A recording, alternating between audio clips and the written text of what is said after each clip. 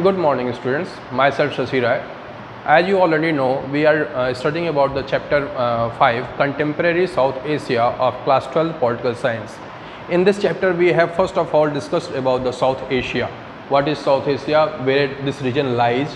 What is the geopolitics of this? And which are the countries we are going to read today? Which are the countries we are going to talk about their political system? How their inclination towards democracy is still present.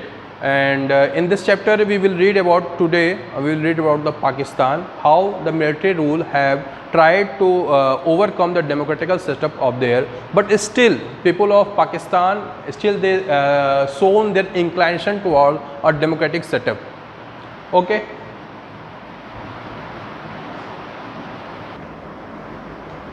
As you already know, today we have to read about the military and democracy in Pakistan. We will read in the textbook. After Pakistan framed its first constitution, General Ayub Khan took over the administration of the country and soon got himself elected. Who was the Ayub Khan? Ayub Khan was the military chief of Pakistan. After the constitution was framed in Pakistan, he took over the administration of the country. और वो forcefully उन्होंने अपने power को use किया और उनके took over कर लिया पूरे सिस्टम के ऊपर. He had to give up the office when there was a popular dissatisfaction against his rule. और उसको अपना जो पावर था, अपनी ऑफिस थी, उसको गिव अप करना पड़ा, छोड़ना पड़ा एट द टाइम जब पूरे देश में एक पॉपुलर डिससेटिस्फैक्शन हो गया उनके रूल के खिलाफ. This gave way to a military takeover once again under the General Yaha Khan. और this time the Yaha Khan, who was the Major General of Pakistan, he took over the country's rule. Pakistan faced the Bangladesh crisis, and after a war with India in 1971, East Pakistan broke away to emerge as an independent country called Bangladesh. As you already know, India and Pakistan fought a battle, a war in 1971 in which the Bangladesh became a new country, emerged on the global map. That Bangladesh became a new country in 1971. Earlier it was known as East Pakistan. After this, an elected government under the leadership of Zulfikar Ali Bhutto came to power in Pakistan from 1971 to 1977. From 1971 to 1977, the Zulfikar Ali Bhutto came to power in Pakistan. One thing you should notice here, that the democratical voyage, the democratical travel of Pakistan was full of hustle and bustle as well as ups and downs.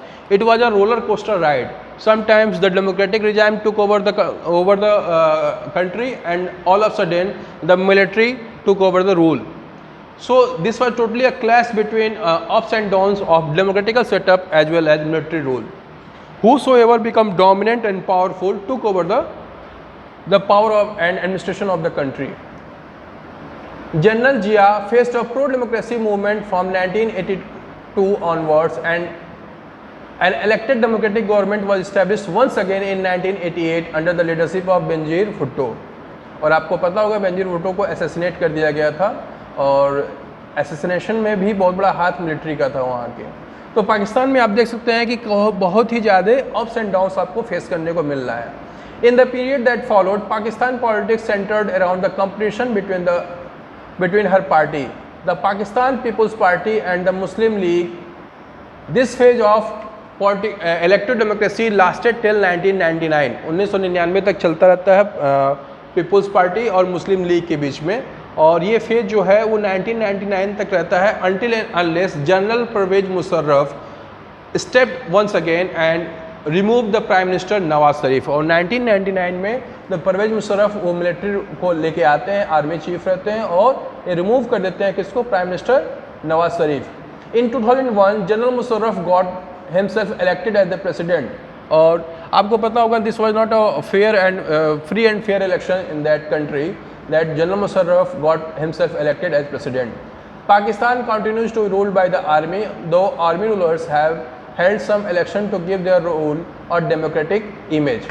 और Pakistan continues to be ruled by army. उसके बावजूद पाकिस्तान में army का जो influence है वो बढ़ता ही रहा, कभी कम नहीं हुआ. Still today you see that the Pakistan army does not listen to the government of Pakistan. somehow they surpass the power and the prestige of the government. Several factors have contributed to Pakistan failure in building a stable democracy. बहुत से ऐसे factors हैं जो contribute करते हैं एक stable democracy के failure में, क्योंकि अब तक still today Pakistan is you can say not a stable state of democracy. वहाँ रोज़ डेली कुछ ना कुछ, इवन जो नॉन स्टेट एक्टर्स हैं वो ज़्यादा पावरफुल आपको दिखते हैं। The social dominance of military, clergy and land owning aristocracy has led to frequent overthrow of elected government and establishment of military government. और आप देखेंगे बहुत सी बार ऐसा देखा जाता है कि जो वहाँ की इलीट क्लास है, जो सोसाइटी के नामी लोग हैं, वो वहाँ पे अपना एक प्रभुत्व दिखाते हैं, एक डोमिनेंस दिखाते हैं, चाहे वो मिलिट्री में हो, क्लर्जी में हो या लैंड ओनिंग अरिस्टोक्रेसी, जो बड़े बड़े जमींदार हैं वहाँ के, वो फ्रिक्वेंटली ओवरथ्रो कर देते हैं किसको, जो वहाँ की इलेक्टेड गवर्नमेंट है, उसको रिकॉग्नाइज करने से उसकी स्टेबिलिटी को चैलेंज कर देते हैं। Pakistan's conflict with India has made pro military groups more powerful. और पाकिस्तान का जो डे टू डे बेसिस पे जो क्लैश चल रहा है इंडिया के साथ, वो उनको प्रो मिलिट्री ग्रुप्स को और पावरफुल बना देता है। These groups have often said that political parties and democracy in Pakistan are flawed, that Pakistan's security would be harmed by selfish-minded parties and chaotic democracy। जो पाकिस्तान की selfish-minded parties हैं और वहाँ की जो chaotic democracy है, वो वहाँ पे बिल्कुल हार्म की है, बहुत ही हार्म की है वहाँ पे। And that army stay in power is therefore justified. और वो आर्मी के स्टे वहाँ पे स्टे को वो जस्टिफाई कर पाते हैं कि आर्मी का जो स्टे है वो टोटली जस्टिफाइड है, वो वैलिड है। While democracy has not been fully successful in Pakistan, there has been a strong pro democracy sentiment in the country. Still people are a lot hopeful about the pro-democracy setup in the country. Pakistan has a courageous and relatively free press and a strong human rights movements. और पाकिस्तान में एक चीज़ बहुत ज़्यादा देखने को मिलती है, वहाँ पे फ्री प्रेस और स्ट्रॉन्ग ह्यूमन राइट्स मूवमेंट जो वहाँ डे टू डे बेसिस पे चलते रहते हैं। The lack of genuine international support for democratic rule in Pakistan has further encouraged the military to continue its dominance. और जो वहाँ की गवर्नमेंट है उसको इंटरनेशनल सपोर्ट नहीं मिलता है, ये हमेशा पाकिस्तान के साथ होता है। Even you have seen that Osama bin Laden was found in Pakistan, और in that sense some US army come and invaded, attacked on that Abbottabad, that premises of Osama bin Laden. No one able to do anything, वहाँ की military भी नहीं कुछ कर पाई थी। तो आप देख रहे हैं वहाँ की गवर्नमेंट को इंटरनेशनल सपोर्ट नहीं मिलता है कभी भी, और that's why the military use its right, its power, its might. The United States और other western countries have encourage the military authoritarian rule in the past for their own reason. और सबका अपना सेल्फ इंटरेस्ट है, ऐसा ही जितने भी United States और other western countries हैं, उन्होंने हमेशा से मिलिट्री की जो वहाँ पे अथॉरिटी है उसको हमेशा से जस्टिफाई किया है।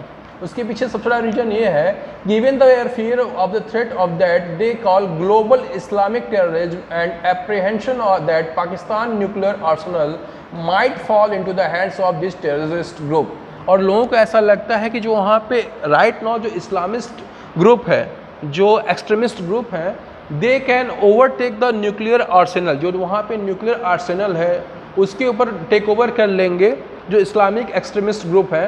That's why somehow the western countries as well as United States support the authoritarian military rule. जो वहाँ की ऑथोरिटेरियन मिलिट्री रूल है उसको सपोर्ट करते हैं। इन Pakistan have been seen as the protector of western interest in West Asia as South Asia। और इसीलिए पाकिस्तान में हमेशा प्रोटेक्टर माना गया है वेस्टर्न इंटरेस्ट और वेस्ट एशिया और साउथ एशिया का। That is what we are talking about the Pakistan. From tomorrow onwards we will talk about the democracy in Bangladesh. That's all for today. I hope you people got the point, and if there is any query, please free to ask me. Thank you so much.